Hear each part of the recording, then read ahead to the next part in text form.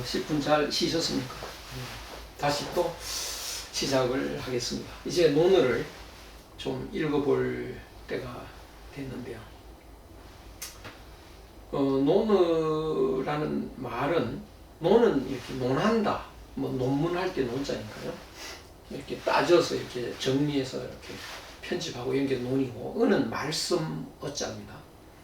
주로 공자의 말씀을 이렇게 분야별로 나누어서 정리를 해놓았습니다.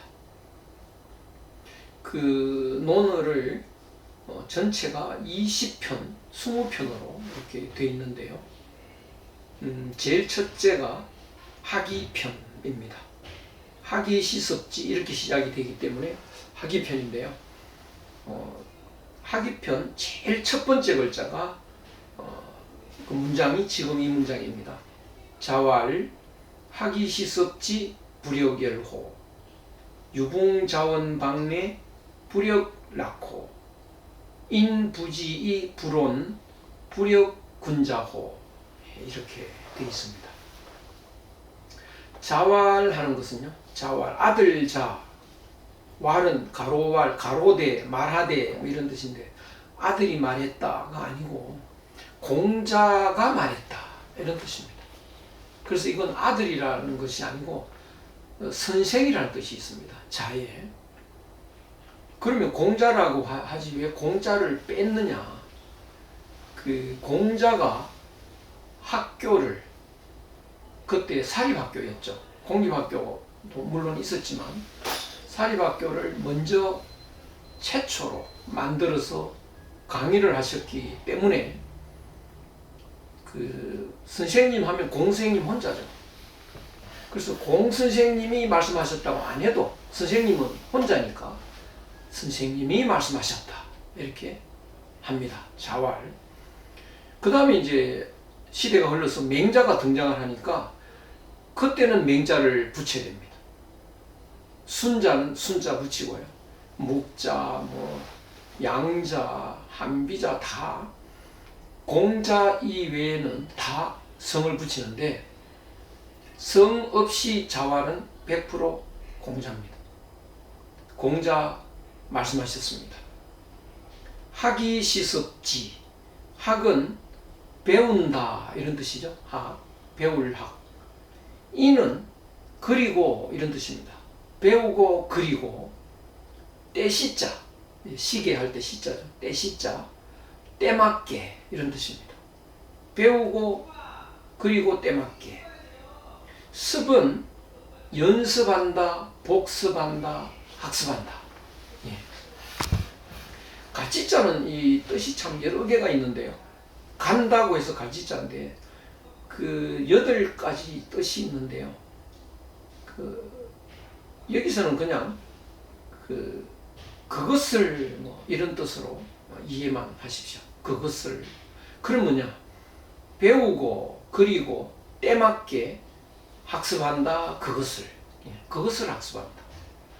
요 한문의 이 순서는요, 한글하고 우리말하고 반대되는 게 많습니다.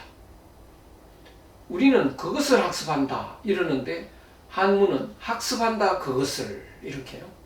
학지, 학습한다 그것을. 우리는 그것을 학습한다. 이 순서가 바뀝니다. 배우고 그리고 때맞게 그것을 학습한다. 그랬더니 불역여로, 불은 아니다, 역은 또한, 그 다음에 그 설자인데요. 설자는 말한다, 설명한다 이런 뜻인데, 발음이 4가지가 있습니다. 뜻도 다 다릅니다. 그래서 그러면 설명한다, 말씀한다. 열이라고 발음하면 기쁘다, 새라고도 발음합니다. 그럼 달랜다, 유세장 할 때 세자가 이 글자 씁니다. 유세할 때요. 사람들을 이렇게 달랜다 이런 뜻이고요. 탈이라고 발음할 때 있습니다. 그럼 탈의장 뭐 이럴 때, 벗는다 이럴 때요. 그래서 이제 또한 열하면 이제 기쁘다니까 기쁘지 아니한가 이렇게 되는데요. 그러니까 하기시섭지 불역 그 다음에 발음을 뭘로 해야 될지 처음에는 잘 모르죠. 그래서 옛 사람들은 천천히 읽었다고요. 천천히 소리 내가면서 하기 시습지하니 이렇게 읽으면서 마음속으로 이미 해석이 돼버립니다. 하기 이러면서 배우고 시습지 때로 익히니 요거 해석이 돼버렸죠. 부력 해석이 돼버렸습니다. 또한 아닌가. 그러면 해석은 됐는데 그 다음에 부력 이러겠죠. 이게 속으로 말씀한다. 기쁘냐? 옷 벗느냐? 달래느냐? 이렇게 속으로 생각해 보니까 기쁘다는 뜻이겠구나. 여러 이렇게 된다고요. 하기 시습지하니 불영열화 이렇게 하겠죠. 근데 한 번 읽고 나면 이건 열자다. 그 다음부터는 하기 시습지하니 불영열화 뭐 이렇게 되는 거죠. 불영열화 이렇게 되는데 이제 뜻이 배우고 때맞게 그것을 익히니 또한 기쁘지 아니한가. 배우고 익히니까 정말 기쁘다. 예. 기쁠 때도 간혹은 있죠. 근데 사실 어떻습니까? 지겨울 때가 더 많지 않습니까? 특히 고등학교 수학 시간 이런 거. 저는 독일어 시간 좀 지겹고 이랬는데 하여간 공부가 기쁘기 그지없으면 누구나 열심히 공부하겠죠. 예. 그러면 지금 공자가 거짓말 했나요? 배우고 때맞게 익히니 기쁘지 않느냐?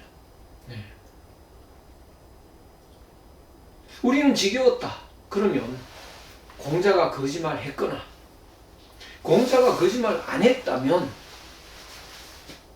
그렇다면 우리가 배운 거하고 공자가 배운 거하고는 내용이 다르겠죠. 그러면 공자가 배운 것은 내용이 무엇이었을까? 한번 짚어봐야 됩니다. 공자가 배운 것은 무엇이었을까? 그러면 우리 한번 생각을 해보죠. 여러분들도 다 열심히 사셨죠. 지금까지. 열심히 사셨습니다. 왜 그렇게 열심히 사셨나요?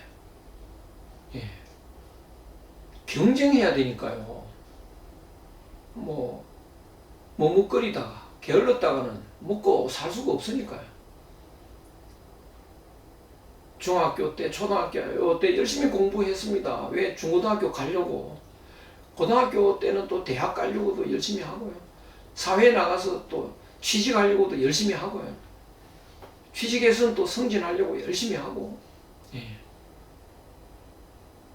대학은 왜 갔냐? 더 좋은 데 취직하려고 또 갔겠죠. 나는 취직이 목적이 아니고 난 시집갈 목적이다. 그러면 더 좋은 데 시집가려고 그랬겠죠. 경쟁입니다. 경쟁에서 이기려고요. 열심히 했습니다. 그래서 우리 경쟁의 결과 이기면 뭐가 되나요?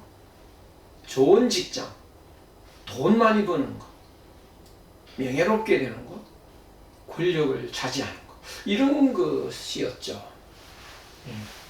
돈을 많이 버는 거. 예를 들면, 그래서 열심히 안 하면 남한테 지니까요. 열심히 해서 돈을 모아갑니다. 앞으로도 열심히 살겠죠. 어제처럼 내일을 살고 그저께처럼 모레를 살겠죠. 그러면 이제 우리는 한평생 지금까지 살아온 시간을 한번 되돌아보자고요. 그럴 필요가 있습니다. 몇 년 사셨나요? 30년 사신 분 계시겠죠? 40년, 50년, 60년, 70년 사신 분도 좀 계시겠죠? 지겹도록 긴 세월을 사셨나요? 아마 우리 60, 70 되신 분은 유치원 아이들이 보면 참 존경할지도 모릅니다. 할아버지, 그 긴 세월을 어떻게 지겹게 그렇게 살아내셨습니까? 어때요? 하다 보니까 벌써 6, 70 됐죠. 한 두어 달 산 것 같죠? 지겹게 길었다고 생각되나요? 제가 고등학교 다닐 때 우리 큰어머님이 마루에서 저 하늘을 쳐다보고 혼자 말을 중얼중얼 하는 걸 제가 들은 기억이 납니다. 내가 70인가? 내가 70인가? 그 70이라고 하는 그 나이가 안 믿어지나 봐요. 뭐 한 서너 달 산 것 같은데 벌써 70인가? 납득이 안 된다. 실감이 안 간다. 뭐 이런 뜻이겠죠. 저도 올해 70인데 정말 뭐 이렇게 70이 될 줄은 몰랐는데요. 한 두어 달, 서너 달 산 것 같다. 그러면 나머지 내 일생은 몇 달일까요? 100살까지 산다 해도 30년? 그건 한 달이죠. 지나고 보십시오. 100살 살고 숨이 헐떡거릴 때 한번 돌아보자고요. 몇 달 산 것 같은지. 근데 우리는 까마득하게 남았다고 착각을 하고 있는 거죠. 사실은 지나고 보면 한두 달 산 것 같은 거, 그런 건데 인생은. 오늘 배가 아팠어요. 집에 가다가 병원에를 들렸는데 의사가 진단을 하고는요, 약 안 드셔도 되겠네요. 하시고 싶은 거 하시고요. 드시고 싶은 거 드시고 그냥 편하게, 마음 편하게 사세요. 이상한 소리죠. 따져 묻습니다. 왜 그렇습니까? 뭔 병입니까? 나도 알아야겠습니다. 좀 늦었네요. 약이 없고 좀 말깁니다. 한 두어 달 남았습니다. 다음 주에 이 수업에 안 들어오시겠죠? 그 귀한 수업을 왜 안 듣나요? 그거 들으면 뭐합니까? 두어 달 남은 기분이 들면 다음 대통령이 누가 될지 관심 없죠. 그 누가 된들 무슨 관계 있습니까? 잠깐이면 끝날 내 인생인데. 내년에 일본에서 과연 올림픽 개최할 수 있을지, 그거 무슨 관계가 있습니까? 잠깐이면 끝날 내 인생인데 관심이 없어진다고요. 그런 경험을 우리는 한번 해보셔야 됩니다. 그래서 지금 우리 이제 곰곰이 내 인생을 한번 돌아보자. 지금까지는 가족 먹여 살리려고 회사를 위해서 열심히 노력하고 했는데요. 이제 내 인생을 좀 생각해 보셔야죠. 그래서 이대로 살다가 마지막 순간에 숨이 가빠올 때 내 인생을 한번 돌아보니까 나는 정말 잘 살았다. 행복하게 살았다.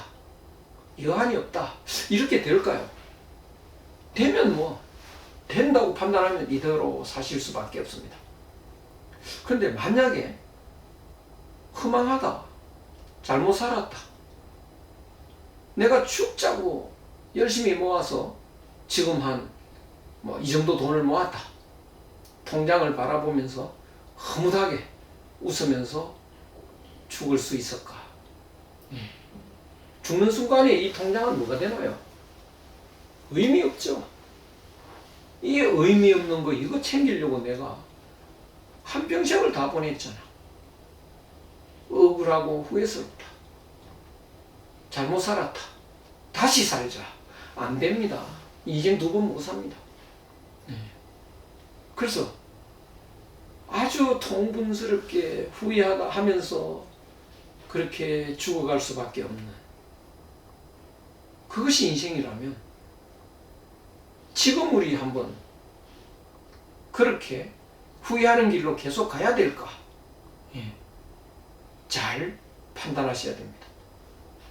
만약에 아니라고 생각되면 지금까지 살아온 방식으로 앞으로는 살 수가 없습니다.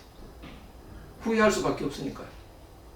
기차가 레일 위를 달려왔으면 앞으로는 왔던 것과 똑같은 레일 위로 갈 수가 없죠. 그럼 어떻게? 가던 길에서 벗어날 수밖에 없습니다. 그게 탈선인데요. 우리는 탈선이라는 말은 좋지 않으니까 방황이라고 바꾸자고요. 방황할 수밖에 없습니다. 이제 똑같은 길에서 벗어나죠. 그러면 어느 길로 갑니까? 모르죠. 모르니까 방황입니다. 이 방황은 굉장히 중요합니다. 후회 없는 인생길을 찾는데요. 참다운 인간이 되는 첫발입니다. 이것이. 전에 우리 어릴 때는 그 홍역이라는 걸 했는데요. 홍역 때 너무 많이 죽으니까 홍역을 치르기 전에는 호적에 올리지 않습니다. 저도 호적에 1년 넣습니다. 그래서 홍역을 치르고 나면 요게 이제 인간 됐다. 그래서 호적에 올리는데요. 몸이 인간 되려면 홍역을 치러야 되듯이 이제 마음이 참된 인간이 되려면요. 정신적 홍역을 한번 치러야 되는데 그래서 그 홍역이 바로 방황입니다. 그래서 이 방황은 굉장히 중요하기 때문에 철학적 방황이라고 제가 그렇게 이름을 붙입니다. 아마 여기 오신 분도 좀 철학적인 방황을 하셨지 않나 싶습니다. 그렇지 않으면 안 오시겠죠. 여기 온다고 돈 되는 것도 아니고요. 주위에서도 말리는 사람 많을 겁니다. 거기 왜 가? 돈 돼? 돈 안 돼? 에이, 그러면 낮잠이나 자지 뭐 하러 가? 이런 사람도 있을 텐데. 그래도 인생이 이게 아니야. 이런 방황의 그런 그런 방황의 길에 조금 들어섰기 때문에 오신 거 아닌가 싶은데요. 그래서 방황을 할 수밖에 없습니다. 방황을 하면 세상 사이에 관심이 없습니다. 야, 누가 아파트 사서 돈 벌었더라. 그건 뭐 합니까? 누가 주식을 사서 큰 돈 벌었더라. 관심 없죠. 신문? 그거 관심 없습니다. 오늘 신문에 뭐 났더냐? 뭐가 나건 뭐 합니까? 그럼 나는 관심도 없고 뭐 합니까? 뭐 할지도 모르고 왔다 갔다 하죠. 요 앞에 강가에 가서 고기를 떨구고 뭐냐 이게 내 산다는 게 이게 뭐냐 막 이렇게 고민하고 있을 수도 있죠. 술집에 가서 술 마시고요. 막 슬퍼할 수도 있고 막 소리 지르면서 이리 뛰고 저리 뛰고 할 수도 있고 뭔지는 몰라도 하여간 이 희한한 방식의 방황을 하게 될 겁니다. 그런데 세상사에 관심이 없는데 이런 사람들은 관심이 생깁니다. 내가 강가에 고개를 떨구고 있는데 한 사람이 와서 또 앉아 있는 거예요. 그러면 좀 관심이 가죠. 너 왜 왔니? 저요 한 2달 남았대요. 그러면 더 관심이 가죠. 너 나하고 똑같네. 그런 사람은 말 한마디에 바로 통합니다. 그러나 그 사람이 매력이 있진 않아요. 자기나 나나 헤매고 있는 거 아닙니까? 헤맨다는 건 참 괴롭습니다. 뭘 해야 될지 몰라서 방황하는 거 이거 참 괴롭죠. 근데 그 다음날요 그 사람이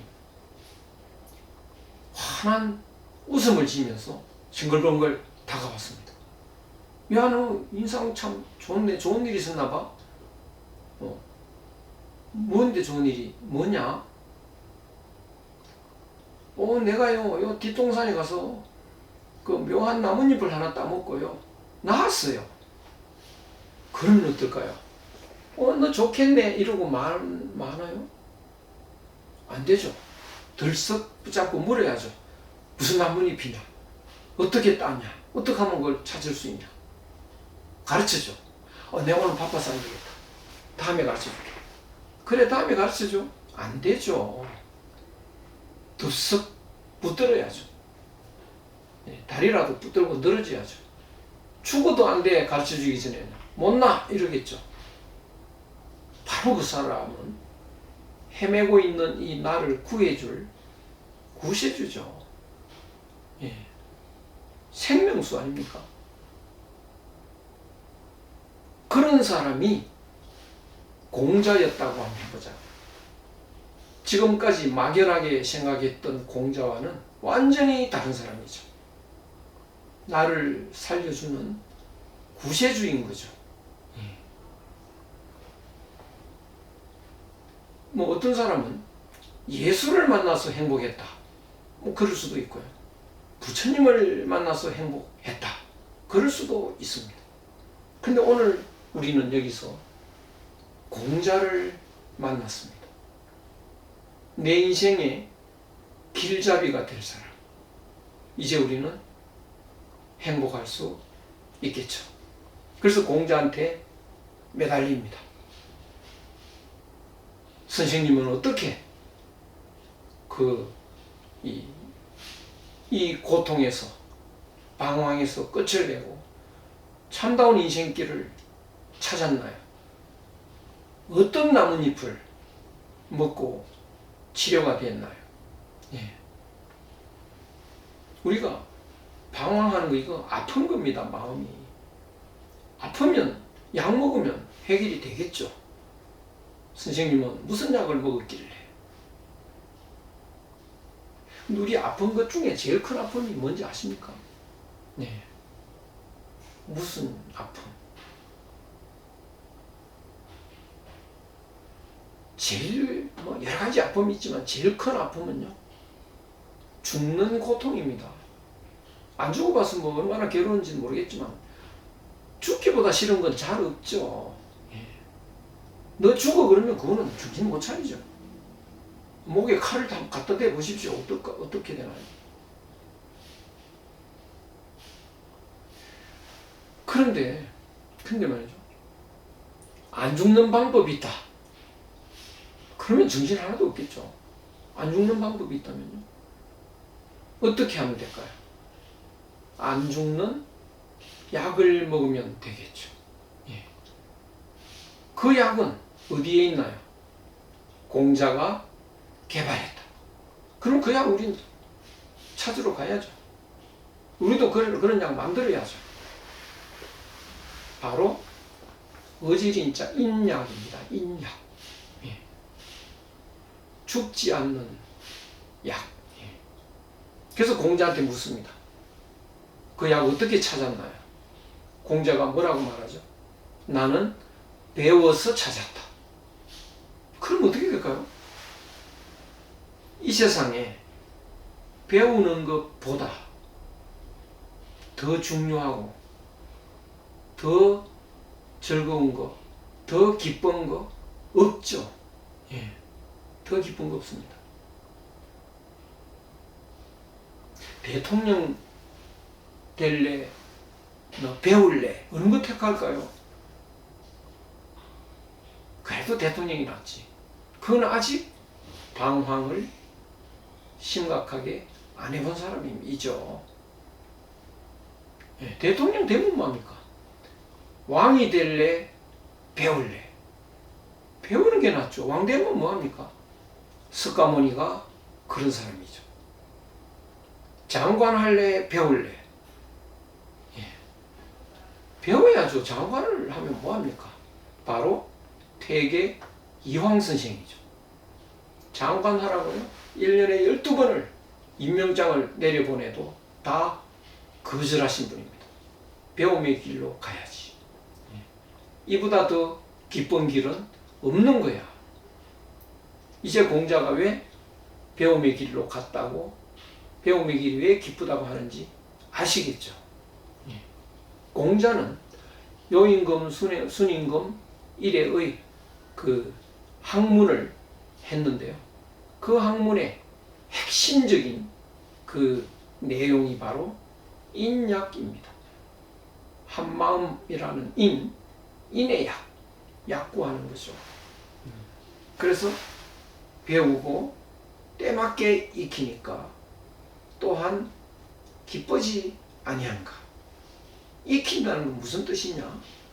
제가 좀 이따가 설명을 드리겠습니다. 예. 그럼 배운다는 건 뭘까? 예. 배워서 얻는 건, 인약의 내용은 뭐냐? 한번 보시죠. 이건 제가 말씀드렸네요. 철학적 방향, 끝에 만나는 공자. 학문보다 더 기쁜 것은 없다. 진리의 내용. 이제 한번 생각해 보시죠. 우리는 대충 지금까지 몸 챙기느라고 열심히 살았습니다. 몸에 필요한 게 돈이니까요. 돈이 중요한 줄 알고 열심히 살았습니다. 그런데 몸은 알고 보면요, 집하고 같은 겁니다. 집. 이 집은 원래 없었는데 뭐 나무 토막 덩어리 뭐 이런 거, 돌멩이 이런 걸 얽어 가지고 만든 거죠. 그 집이 만들어지면 그 속에 사람이 살지 않습니까? 집은 근사한데 사람 못 사는 집도 있죠. 그건 흉가라고 하는데요. 저도 안 가집니다. 아무리 근사해도요. 흉가. 그런데 이 집하고 같은 것이 사람의 몸입니다. 그래서 우리는 몸집이라고 그러죠. 몸집. 몸 안에는 그러니까 뭔가 있겠죠. 집 안에는 사람이 살아야 되잖아요. 사람이 더 중요합니까? 집이 더 중요합니까? 사람이 더 중요하죠. 사람 못 사는 집은 가치가 없습니다. 그러니까 집이 가치 있는 건 사람 살기 때문에. 그러니까 사람이 집보다 더 중요한데요. 우리의 몸도 집이라면 우리의 몸집에는 뭐가 들었느냐? 마음이 들었습니다. 그럼 몸과 마음 중에 뭐가 더 중요합니까? 마음이 더 중요하죠. 그런데 사람이 몸만 챙기고 마음은 안 보인다고 해서 안 챙긴다. 예, 잘못됐죠. 더 중요한 걸 안 챙겼으니까요. 그런 사람을 우리 뭐라고 할까요? 마음을 안 챙기고 몸만 챙기는데, 몸 챙기는데 필요한 건 밥이니까요. 밥만 챙긴다고 해서 밥보라고 합니다. 밥보. 보자는 사람이라는 뜻인데요. 밥만 챙기는 사람. 예. 울기만 하면요, 울보 이러죠. 놀기만 하면 놀보 이렇게요. 그래서 밥만 챙기는 사람, 밥보인데 비읍이 탈락됐습니다. 바보. 예. 바보. 그래서 바보는 뭐냐? 몸만 챙기는 사람. 몸 챙기려면 어떻게 되나요? 왼쪽에 경쟁이라고 써놨죠. 몸 챙기려면 경쟁해야 됩니다. 남이 챙기면 난 못 챙기니까요. 경쟁하고 싸워야 됩니다. 그러다 보면 긴장되죠. 예. 그 방심하면 경쟁에 이길 수가 없습니다. 긴장하다 보면 피곤합니다. 그래서 산다는 것은 경쟁하느라고 긴장되고 피곤하게 살아가는 거죠. 이제 여기 계신 분들은 경쟁할 일이 없습니까? 만약 그렇다면 이제 늙어가셨습니다. 예. 늙으셨죠. 청춘이 없어졌습니다. 쓸쓸하죠. 그래서 사람이 바짝 긴장하다가 좀 살만하게 되면 늙어 있는 거죠. 쓸쓸히 늙어갑니다.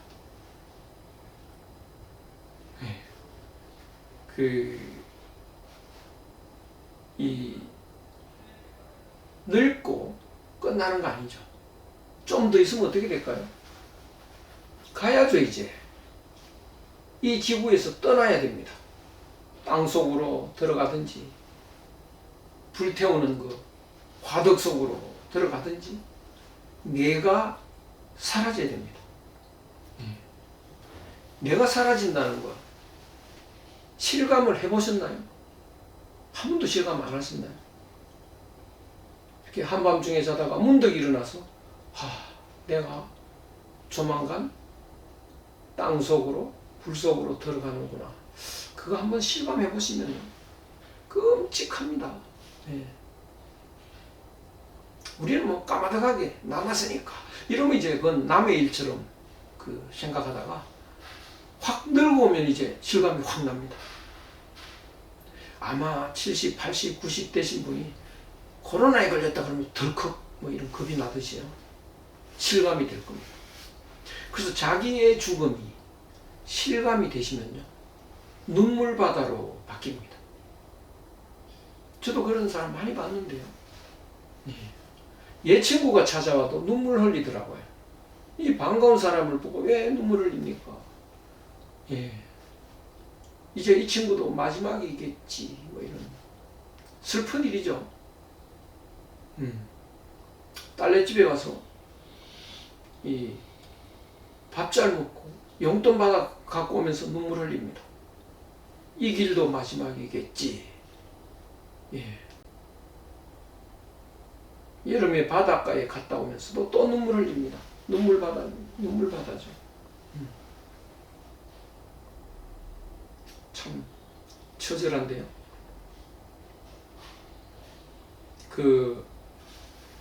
이런 고통에서 벗어나는 방법이 하나 있긴 하대요.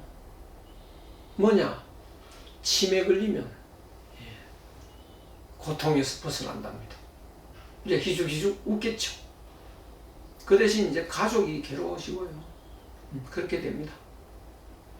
그래서 치매 걸리면 고통이 없기 때문에 오래 살 수 있다라고 하기도 하는데요. 참 슬픈 인생인데, 인생이란 뭐냐? 경쟁하다가 긴장되고 피곤하고 쓸쓸히 늙어가다가 절망 속에서 사라집니다. 왜 이런 슬픈 인생이 됐을까요? 바보로 살아서 그렇죠.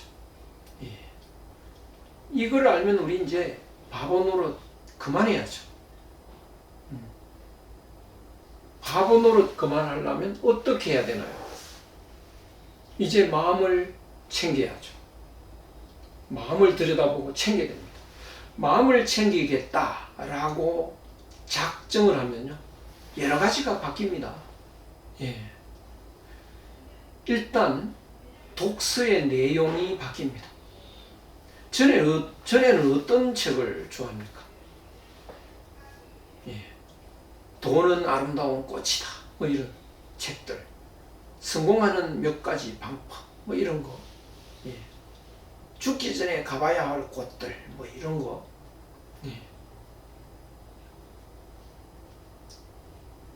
나는 주식 투자해서 20억 벌었다. 뭐 이런 데 관심을 갖고요.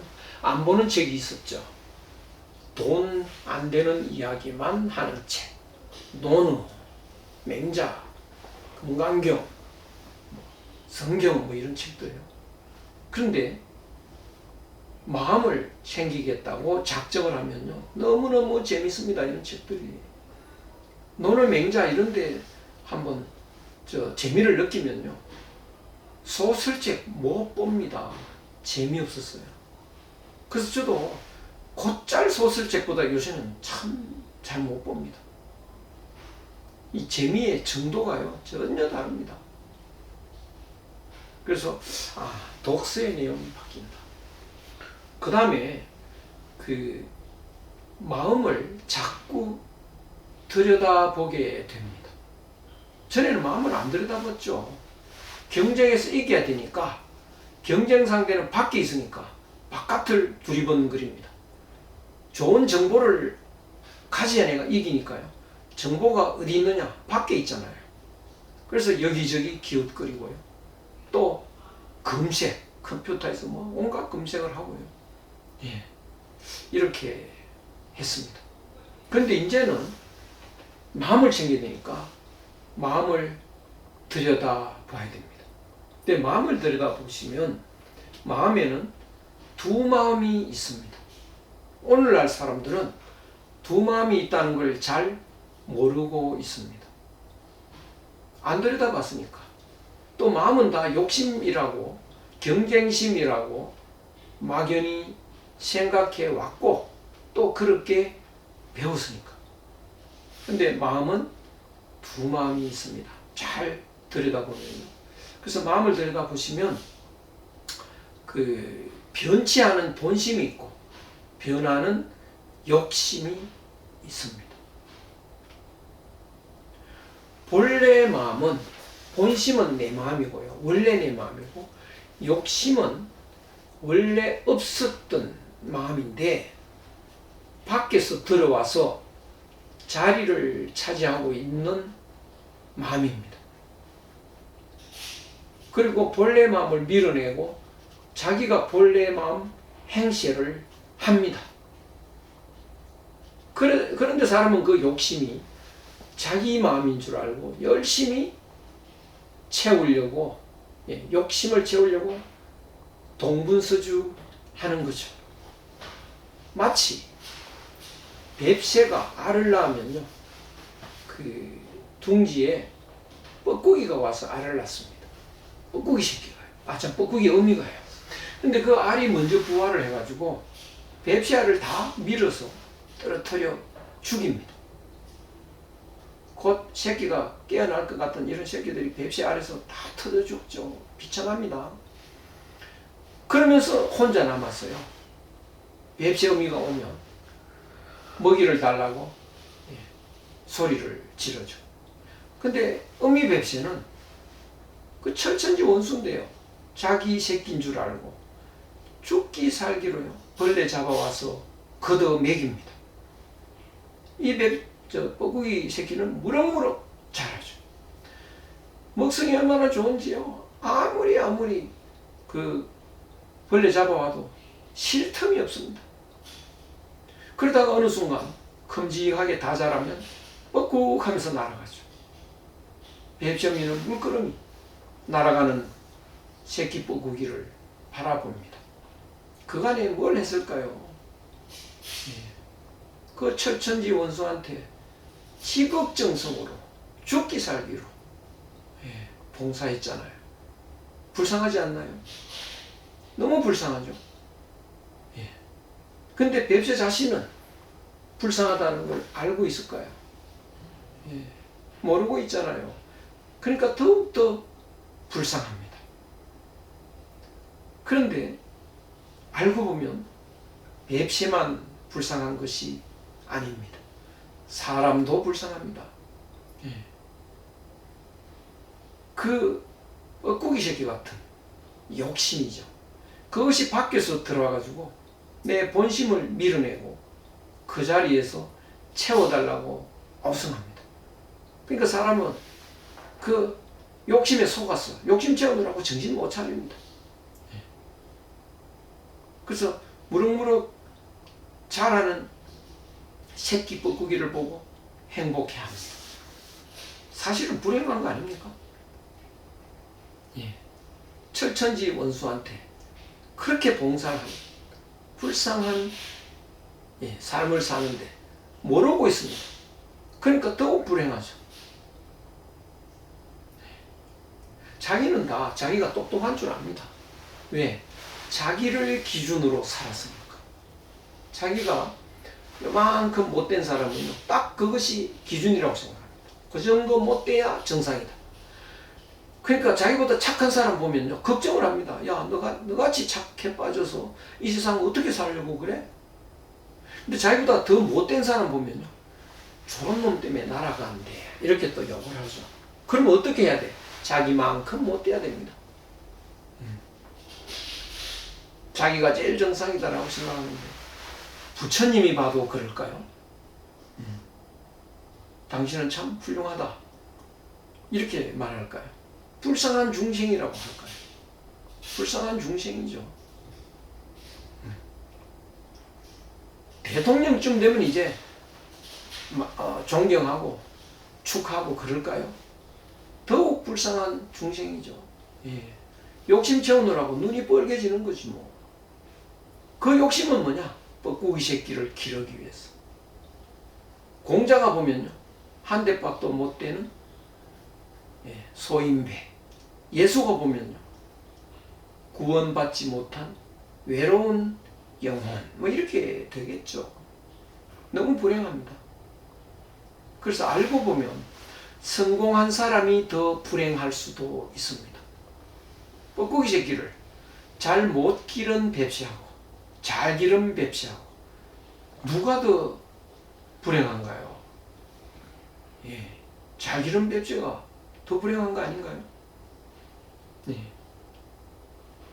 그래서 성공한 사람이 더 불행할 수도 있습니다. 예수가 뭐라고 한지 아십니까? 부자가 천국 가는 것은 낙타가 바늘구멍 들어가기처럼 어려운 거야. 그러니까 부자가 더 불행할 수 있다는 이야기죠. 이 논어 강좌에 여기 큰 부자 계시나요? 큰 부자는 아마 안 계시리라고 생각됩니다. 큰 부자는 욕심이 많았어요. 큰 돈 벌려고 합니다. 이런 데 안 오죠. 장관, 대통령 지낸 사람 안 오죠. 욕심에 눈이 멀었는데요. 그래서 부자가 천국 못 간다는 것은 권력자도 거기에 포함이 됩니다. 부자나 권력 가졌던 사람이나 천국 가기 어렵다. 못 갔다는 것보다는 어렵다, 이렇게 표현을 했는데요.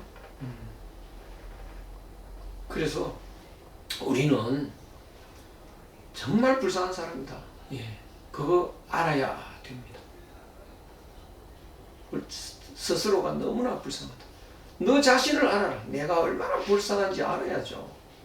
내 잘났다고 생각하면 큰 오산이죠. 잘났다는 사람들은 뻐꾸기 새끼 잘 키웠다, 이런 이야기죠.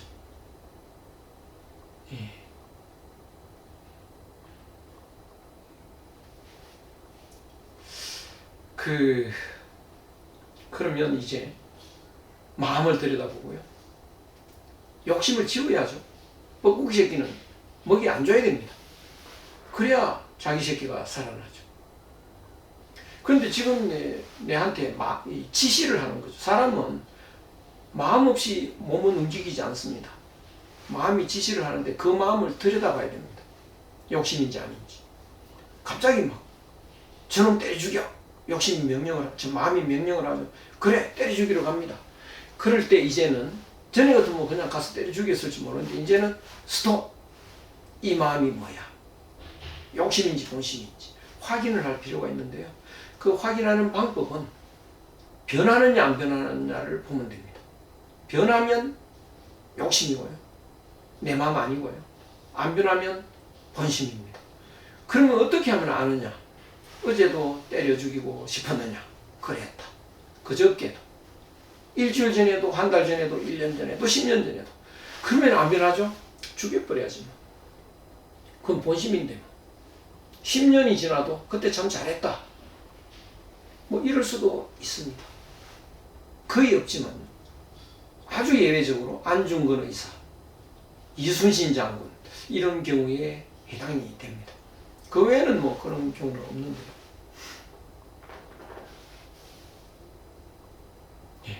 그래서 늘 마음을 들여다봐야 되는데, 부부싸움 하면 어떻게 될까요? 부부싸움 한 번도 안 하신 분은 참 존경스러운데, 저도 해보고 심각하게도 해보고 뭐 이랬는데요.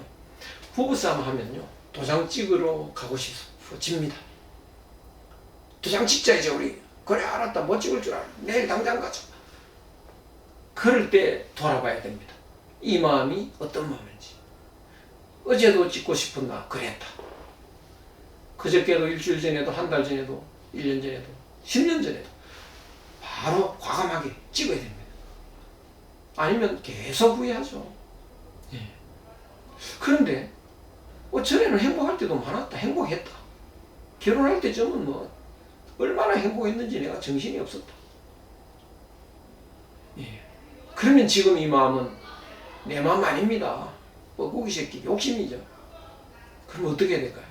여보 미안해. 내가 욕심에 눈이 멀어 잘못했어. 다시 안 그럴게. 또 용서해줘. 에이 자존심이 있지 어떻게 그런 말이에요.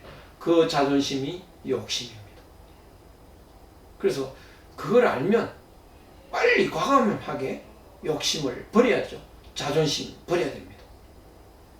노자에는 조복이라는 말이 있는데요. 일찍 쫓자, 복종할 보자. 바로 복종해라. 그래야 진리가 다가옵니다. 그래서 늘 마음을 들여다보고요. 본래 마음인지 아닌지 이것을 잘 판단해서 본심은 지키고 욕심은 버리면 차츰차츰 욕심은 줄어들고 본심이 커져서 본심이 욕심보다 커지는 때가 옵니다.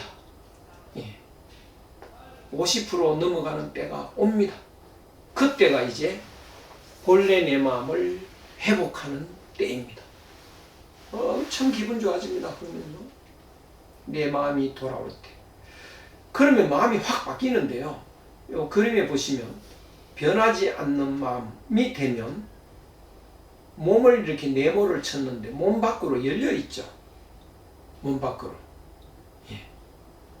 마음은 갇혀 있지 않습니다. 그래서 우리는 열린 마음 이렇게 말을 하는데 열려서 옆에 있는 다른 사람 마음하고 하나로 통해 있죠. 그래서 우리는 한마음이라는 말을 씁니다. 통해 있으니까요. 그 한마음이 하늘마음이고요. 한자로 천심입니다. 하늘마음이 되면 한마음에서 한번 보자고요. 하늘마음에서 보자고요. 너와 내가 하나죠. 하나로 연결되어 있습니다. 우리는 다 하나입니다. 하나. 하나니까 경쟁할 일이 없으십니다. 유롭게 됩니다. 그 다음에 느긋해집니다. 긴장되지 않습니다. 피곤하지 않습니다. 건강해집니다. 이제 졸리면 잡니다. 전에는 졸려도 못 잤습니다. 왜? 경쟁해야 되니까요. 자면서도 꿈속에서도 싸웠죠. 이제는 졸리면 푹 잡니다. 아니 여유롭게 느긋하게 잘 것 하자고 이 경쟁 시대에 어떻게 살아남으려고 그러냐. 더 잘 삽니다. 성공합니다. 한 마음으로 살면요. 어떻게 성공을 할까? 내가 식당을 한다고 한번 가정을 해보자고요. 전에는 왜 식당을 했죠? 돈 벌려고. 그러면 손님이 들어오는데 돈으로 보이죠. 그리고 그 손님한테 돈 벌어야 되니까 이 재료가 싼 재료로 음식을 마련해서 비싸게 팔죠. 한번 속고는 그 다음부터 안 옵니다. 그런데 욕심이 없는 사람 한마음 가지고 밥집을 차렸다. 왜 차렸나요? 돈 벌려고 안 차립니다. 이 동네에 사람들이 마땅한 밥집이 없어서 고민이 많네. 내가 해결해 주지. 밥집을 차렸다. 그래서 밥집을 차렸는데 손님이 온다. 가족이 오지 않습니까? 남이 오지 않습니다. 내 아들, 내 딸, 내 동생, 내 형님 다 남이 아닙니다. 그러면 맛있는 밥을, 좋은 밥을 대접하고 싶겠죠. 그럼 돈은 이문이 적습니다. 근데 사람들은 그 집에 줄을 섭니다. 돈 들고 줄 서가지고 막 빨리 돈 주려고 합니다. 하여간 한번 실험을 해보십시오. 잘 되는 음식점하고 안 되는 음식점에 가서요. 김치 더 주세요 라고 한번 말씀해 보십시오. 김치 더 줄 때 표정을 보십시오. 기쁜 마음으로 와서 이렇게 주면서 모자라면 또 말씀하십시오. 맛있게 드세요. 이러면 그 집은 되는 집이고요. 기분 나쁜 듯이 와가지고 툭 놓고 그냥 씩 가는 거. 그거는 돈 나가니까 기분 나쁘죠. 그런 집은 망하는 겁니다. 그래서 한 가지 예로 봐도요. 한 마음으로 하는 사람은 잘 되게 돼 있습니다. 실패할 수가 없습니다. 한 마음으로 공부하는 아이는요. 공부도 잘 됩니다. 욕심으로 공부하면 공부해도 머리에 안 들어갑니다. 왜? 시험 잘 치려고 공부하죠. 욕심으로 공부하면요. 시험은 나중에 이제 치는 건데 마음이 시험에 가버리니까 지금 책에 마음이 없죠. 이거 시험에 나올 것 같지도 않은데 아이 지겹다. 그게 내 마음에 들어오질 않죠. 그렇게 지겹게 공부하면 공부했는데 잊어버립니다. 그런데 마음이 시험에 안 가면 지금 공부하는 거기에 마음이 있다고요. 마음이 있어서 보면 재미가 있습니다. 재미있으면 시간 가는 줄 모르고 하게 되는데 벌써 시간이 이렇게 지났지. 그렇게 하는 공부는 자기 머릿속에 쏙쏙 들어와 있습니다. 그 사람은 시험 칠 때 좋은 성적을 받죠. 그래서 한 마음으로 하면요, 뭘 해도 성공을 합니다. 뭘 해도요. 요새는 창의력이 중요한데요. 한 마음이 바로 창의력을 발휘하는 그런 마음입니다. 창의력은 하늘 마음에서 내려오는 거죠. 하늘은 부모하고 똑같습니다. 부모는 자녀를 살리고 싶은 마음으로 꽉 차 있는데요. 하늘도 똑같습니다. 부모는 애가 밥 안 먹으면 얘 밥 먹어. 그래야 사니까. 피곤한데 계속 일하면요, 너 이제 좀 쉬었다 해. 그래야 사니까. 그래서 부모의 말은 살아라는 말로 압축이 됩니다. 하늘도 똑같습니다. 밥 안 먹고 있으면 밥 먹어. 그러는데요. 그것이 그것이 살리고 싶은 마음인데요. 귀로 안 들리고 느낌으로 옵니다. 왜 이렇게 배가 고프지? 하늘이 살아라, 밥 먹으라 그 소리예요. 왜 이렇게 피곤하지? 하늘이 쉬어라 그 소리입니다. 그래서 하늘은 살리고 싶은 마음으로 가득한데요. 그 살리고 싶은 마음으로 보면요. 내가 만약에 어떤 물건, 이런 물건을 만들어서 먹고 사는 사람이라면 요거 보고 똑같이 만들면 못 먹고 삽니다. 그러면 더 좋은 물건을 만들도록 하겠죠. 그것이 하늘 마음이죠. 그런데 난 그런 좋은 물건을 만들어야 되는데 봐도 잘 모르겠다고요. 왜 모를까요? 왜? 하늘은 배고플 때 밥 먹게 합니다. 배고파집니다. 그런데 고수도 칠 때는 배가 안 고프요. 왜 그럴까? 돈 따고 싶은 욕심이 생기면 배고픈 줄 모릅니다. 욕심이 막아버립니다. 그러니까 내가 이걸 만들어야 되는데 욕심 때문에 느낌이 안 오죠. 근데 한 마음이 생기면 욕심이 없어졌잖아요. 느낌이 확 옵니다. 이러면 되겠다. 바로 창의력이죠. 그래서 앞으로 창의력이 굉장히 중요한데요. 한 마음이 생기면 엄청난 능력자로 창의력이 넘치는 사람으로 바뀌어서요. 크게 성공합니다. 그 다음에 늙어가는 게 기쁩니다. 전에는 슬슬했는데 왜 기쁠까? 우린 다 하나죠.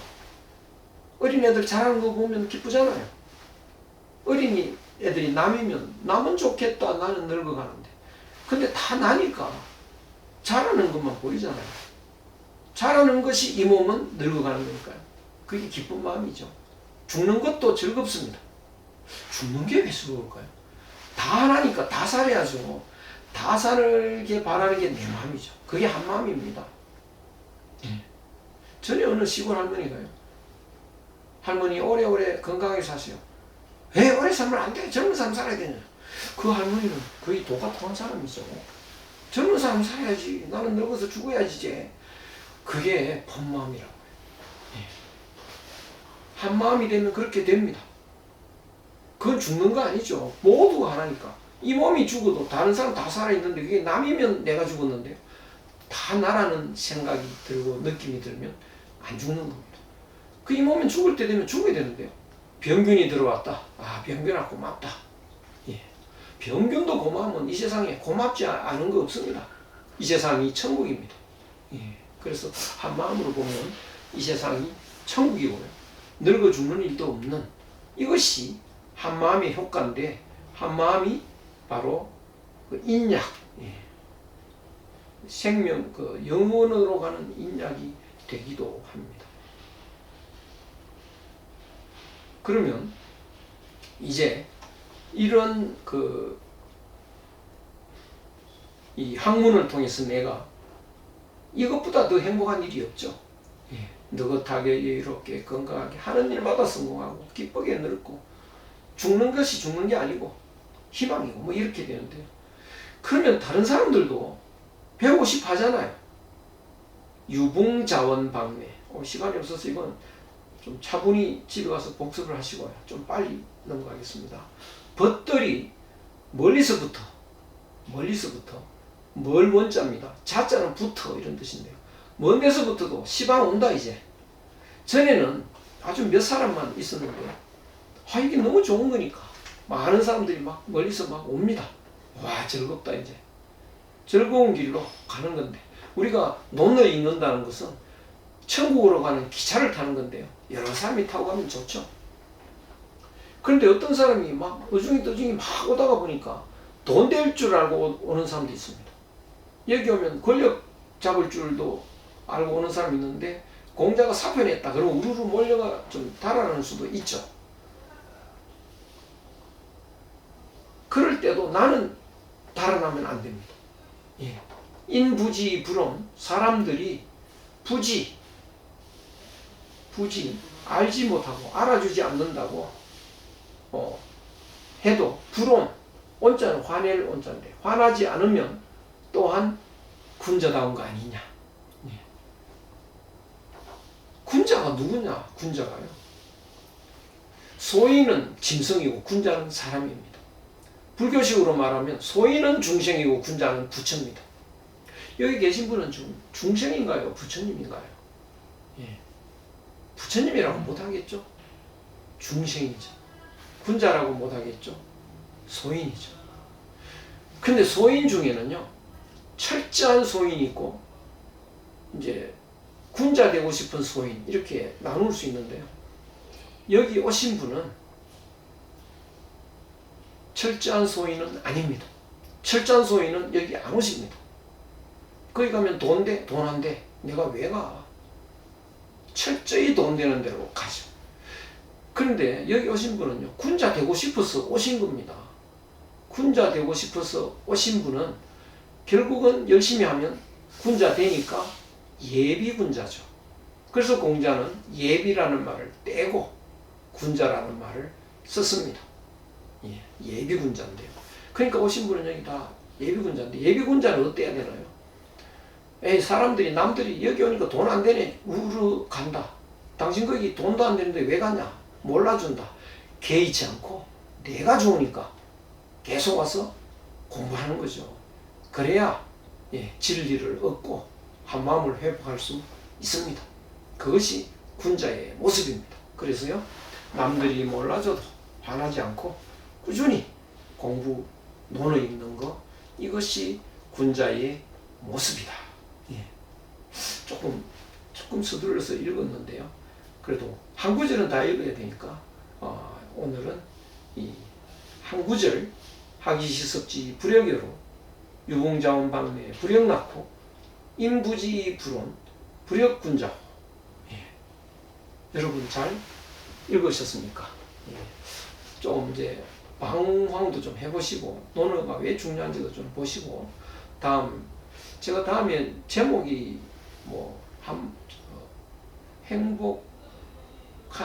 한국인의 행복한 마음 찾기 이렇게 달았는데 아무래도 논어를 우리 너무 적게 읽어서 다음 시간에도 이 뒤를 이어서 논어를 한 번 더 읽는 게 좋겠다라는 생각을 합니다. 그게 반대하지 않으시면 논어가 워낙 귀하고 하니까요. 논어를 한 번 더 읽는 걸로 하겠습니다. 시간이 좀 지났나요? 수고 많으셨습니다. 고맙습니다.